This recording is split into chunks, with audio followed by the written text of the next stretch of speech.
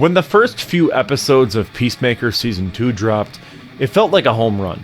Critics greeted it with near universal praise, at one point rewarding the show with a spotless 100% on Rotten Tomatoes. But now that the full season is out and the fan verdicts are in, things have gotten a bit messier.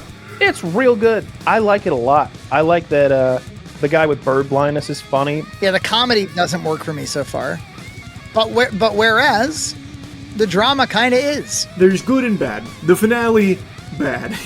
I'm just going to rip the Band-Aid off right now. Feels like we got to the end and it turned out that all of this excitement that we had for something build up was all surface level. While many fans remain enthusiastic, the reaction has shifted to a mix of praise and outright frustration, especially with the final episode, which has become one of the most hotly debated of the season. It's been labeled as being a nothing burger or flat-out sequel bait. With it being outright confirmed that we won't be getting a Season 3, a lot of people are pretty upset with how this show ended. For me, I was pretty hyped about this show, and despite me not liking Guardians of the Galaxy 3, I've been labeled as a James Gunn glazer due to my disdain for the DCEU and my love for the DCU. So, what's my take on Peacemaker Season 2? It's alright. It's pretty good. It's alright. For the most part, this is more Peacemaker. If you liked Peacemaker Season 1, you get more of it. It's pretty much that. That's what I would say. The intro is really fun. It's pretty cool. You get some really unique character moments. For the most part, though, you know, it's more Peacemaker. If you like that, go watch this season, which you probably already did. But that being said, though, there are some pretty big problems that I have with Season 2. And the big ones are pacing and the dialogue. We'll get more into it later on. This is just a brief kind of spoiler-free thing. The finale is pretty rough. I do agree with a lot of the people that don't like it. I think that, in general, it's a pretty flawed season finale. It's a very bad series finale, I'll put it that way. I get that they're going to be continuing it, you know, beyond this, and they're probably going to do, like, a checkmate show or whatever. You know, whatever comes next, I'm sure they're going to, you know, continue this story, and it'll basically be Peacemaker Season 3. But I think having this be your series finale is pretty dumb. Okay, that's spoiler-free, because I have a lot I want to say, and I want to get into the specifics. I know a lot of this stuff has been in the marketing, and I'm going to only be showing clips from the trailers, so apologies, but like I don't want to get copyright claimed. We're going to get into spoilers now, so if you haven't seen the show, feel free to click off the video, watch Season 2, and then come back. Or don't. I don't care. I'm not your dad. So anyways, here it is. Peacemaker Season 2 follows Chris Smith as he discovers a door to an alternate reality inside his quantum unfolding chamber, where his abusive father, Augie, and brother Keith are alive and celebrated as superheroes. Longing for their acceptance and frustrated with his own failed reputation, Chris becomes obsessed with the alternate world and sets off a chain of events that draws in his friends, Argus, and the 11th Street Kids. Over the season, Chris's double is killed by Chris. Argus hunts him down, and his allies, Harcourt, Ads, Economos, and Vigilante, struggle between helping him and stopping him. Chris flees into the other reality, which proves to be a fascist version of America where minorities are persecuted and the Smith family are national heroes. After realizing this world's moral rot, Chris and his friends barely escape back home, where he surrenders himself to Argus to end the chaos. In the finale, Argus plans to use the QUC as a metahuman prison called Salvation, but Chris's allies free him and form their own group called Checkmate, alongside Judo Master and ex-agents Bordeaux and Fleury. Just as Chris finds peace and begins dating Harcourt, he's kidnapped by Flag Sr. and trapped inside Salvation, closing the season, and the show as a whole, on a really big cliffhanger. Now, I'm not going to go episode by episode, but I do have overarching topics that I want to cover, and we'll try to go in episodic order. Before the show came out, I was pretty worried about where it would sit in the overall continuity of the DCU. I mean, Season 1 literally ended with cameos from the DCEU Justice League, with appearances by Ezra Miller and Jason Momoa. Going into Season 2, I was kind of baffled as to what they would even do. I mean, why make Peacemaker Season 2 if Season 1 wasn't canon? Right? In the end, they ended up kind of retconning most of the Suicide Squad in Peacemaker Season 1, where whatever they end up showing in flashbacks is what's canon. I really like how they replaced the DCEU Justice League with the much more charismatic Justice Gang, with us even getting a look at a silhouetted Superman and Supergirl. I also think that the way this season was integrated into the events of Superman was really cool. It didn't feel like you needed to watch this to know what was going on in Superman and vice versa. You can kind of pick up the pieces as is. I could see continuity like this getting messy, but I watched it with my dad who hadn't seen Superman at that point, and he understood what a Justice Gang was, and he didn't have any problem filling in the blanks. Speaking of, the scene with Green Lantern and Hawkgirl and Max Lord interviewing Peacemaker is sort of a microcosm of the show's biggest problems. It's clear that like half the dialogue in this show is completely improvised, and it really doesn't work for me a majority of the time. I think that James Gunn is a great writer, but I hate when he lets his actors go nuts and ramble on endlessly. The general setup for these improvised scenes is someone saying some crazy shit, and then the other character acts as the straight man pointing out how what they're saying sounds like crazy shit.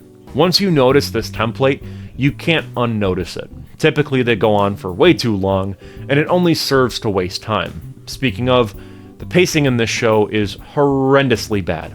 The majority of these episodes are around 35 minutes long, but if you remove the ads that play at the start, the credits, the intro, which I never skipped that one, and the post-credit scenes showing alternative improvised takes, plus a trailer at the end for the next episode, it's way shorter than 35 minutes. It's frustrating. This issue is then compounded by the finale, which is almost an hour long. This entire season feels like a college student writing an essay the night before it's due, just to cram everything in to get a passing grade.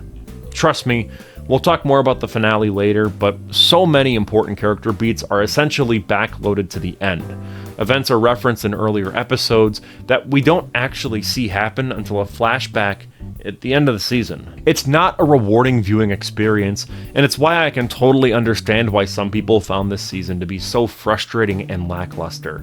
Like, why are we dedicating large chunks of these 35-minute long episodes to Economos and Flurry improvising back and forth about Pokemon, while the important character beats are saved for the very end? It would have been so much better if these character beats were sporadically inserted throughout, like what they did with Season 1, instead of forcing the finale to carry so much weight. There's also a lot of weird culture war nonsense surrounding the first episode, and I won't get too deep into it since a lot of the people who appear to care about this are just trying to dunk on DC fans and James Gunn. I generally don't have a problem with this show being R-rated and mature, while being connected to a family film like Superman. That's sort of the entire point of the cinematic universe. Like, we're going to be getting a Clayface movie that's going to be rated R with practical effects and body horror, but we're also getting an animated kids movie surrounding Nightwing. To me, that's what makes DC Studios sound so interesting. I like that they're willing to take risks like that and to combine various elements and tones. It's neat. There was this really weird controversy, though, where a certain group of people were mad that the first episode of Peacemaker Season 2 had a prolonged orgy sequence with a lot of nudity. I had to turn it off. I cannot believe what they have done to the DC brand.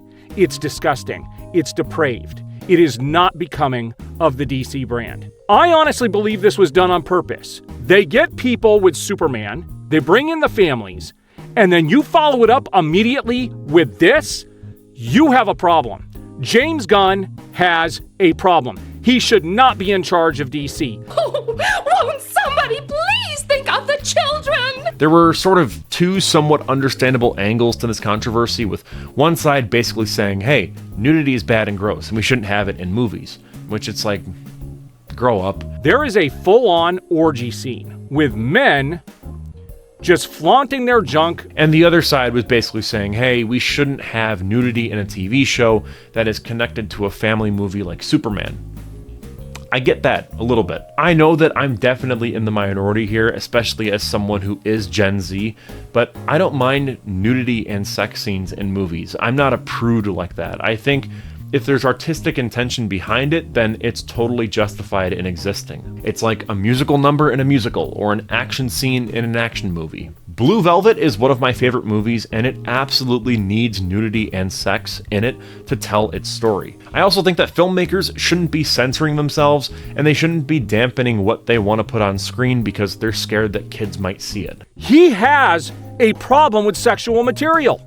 There is no question about it. You look at his past tweets and you look at what's going on here, and if you can't make the connection, what the crap? What the crap? The MPAA exists for a reason. At the end of the day, it's up to parents to make sure they know what their kids are watching and to actually be good and attentive parents. So I think that the pearl clutching was really only by bad actors who just wanted to trash the show in order to trash the show.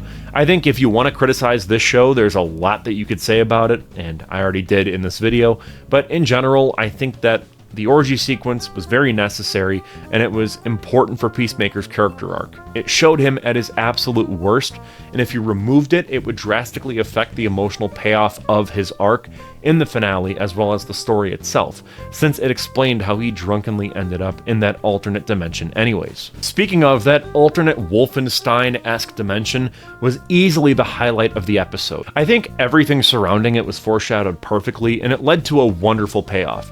When Augie Smith said Bloodhaven instead of Bloodhaven, my ears kind of perked up and I was like, oh, okay, either Robert Patrick mispronounced this or we are getting Earth X. All the little clues leading up to it were really neat too, even beyond that. However, again, this is my problem with the pacing. I just wish that we got more time in this dimension. No, I didn't want to see Overman, or I didn't want cameos. I don't care about that. I just want to see more of this world. After so many episodes of teasing it, it would have been so cool. Honestly, I hope we get to see more of it in the future, and I think we will, given that they tease that Captain Triumph is very much alive and very much pissed off. The emotional beats that happened during their time on Earth X was also great. I felt Augie's death was just so tragic, and John Cena's performance was insanely good.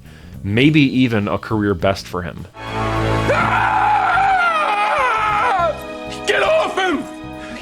Please. And that's what really works in this entire season, is the character beats. I found this to be way better than season 1 in that regard. I felt that Peacemaker was wonderful.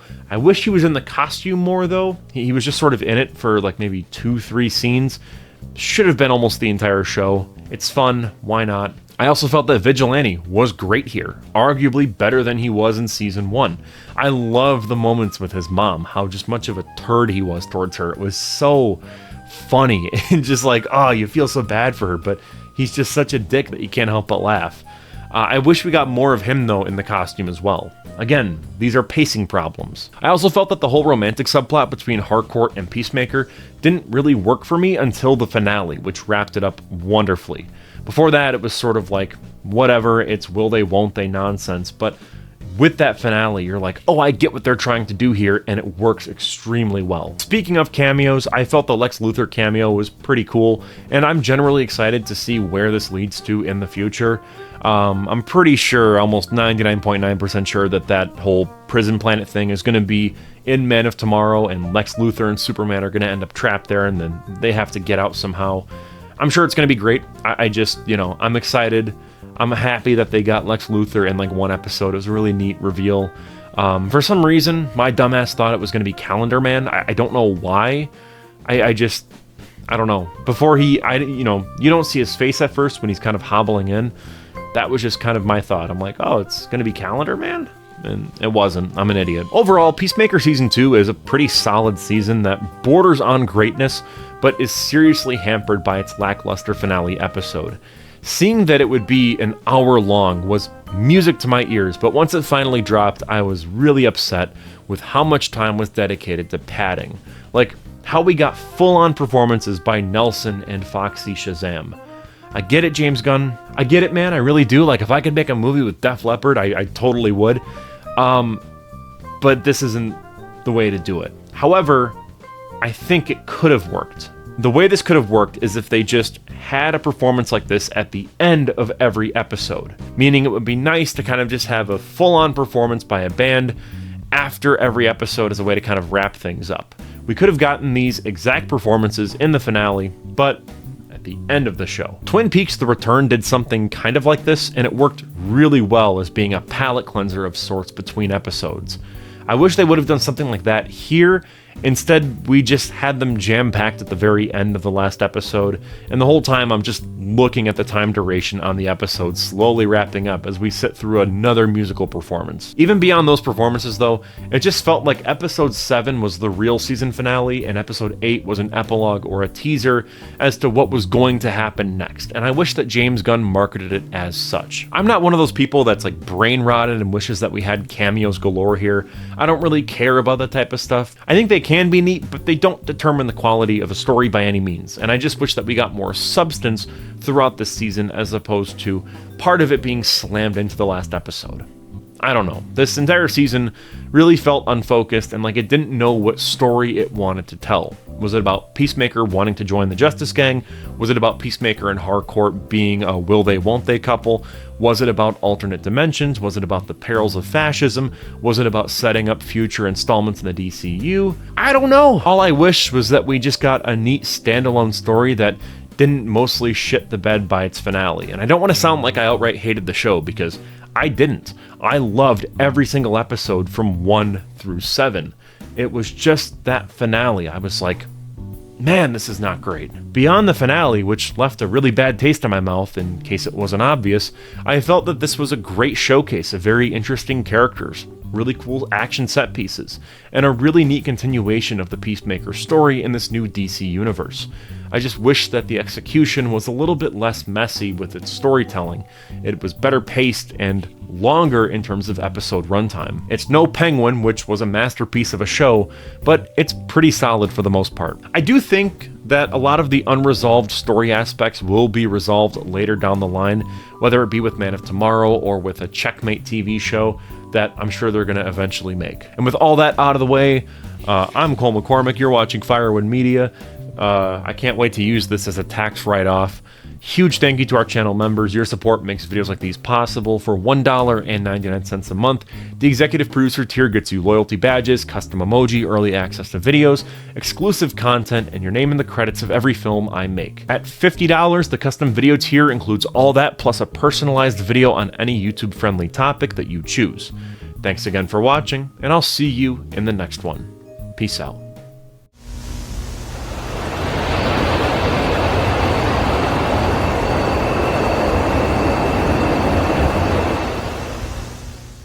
There is a full-on orgy scene with men just flaunting their junk